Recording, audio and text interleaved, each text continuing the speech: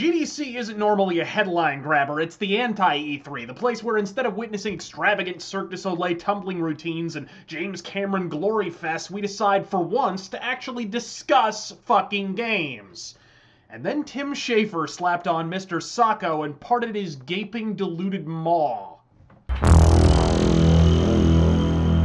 Now, Tim Schafer is no stranger to being on the wrong side of any given issue. This Victorian chimney-sweep-looking motherfucker already filmed a video on Anita Sarkeesian's behalf, supporting the mistaken contention that male gamers enjoy any number of invisible benefits, in the process confirming the fact that she has invisible arguments. If being called a cunt on the internet is a contrivance of oppression, then we are all mud farmers for Monty Python's The Holy Grail.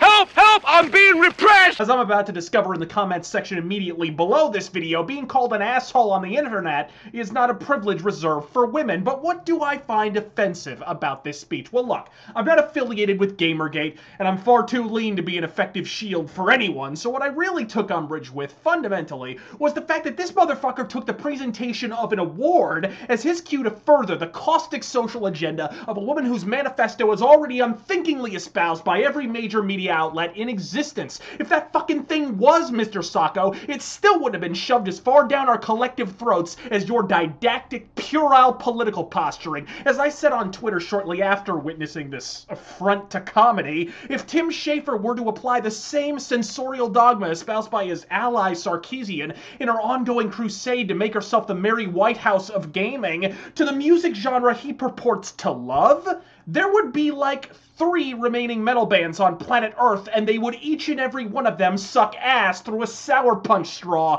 And this isn't coming from one of the rabid legions of your detractorship, Tim. One of my earliest videos was a categorical defense of Brutal Legend. I was arguably one of the only voices at the time proclaiming your game's virtues, as a matter of fact. But therein lies the rub. For fuck's sake, Tim, the soundtrack to Brutal Legend features Manowar, a band that brings big-tittied bitches on stage and all but bangs the fuck out of them in public. A band that has a song called Pleasure Slave, all about subjugating a woman into capitulating to his every aberrant carnal whim. And that's not me bashing Manowar either. Heavy metal is the domain of political incorrectness. It's the genre where the Canadian thrash legends Razor wrote a concept album about executing criminals with a shotgun in the streets and dedicated the fucker to Charles Bronson. A Sarkeesian-friendly edition of the Brutal Legend soundtrack would be like 9 tracks of silence, followed by a spoken-word exhortation to voluntarily castrate yourselves, which is somehow still less emasculating than what the real-life hand puppet at Feminist Frequency is currently doing to video games.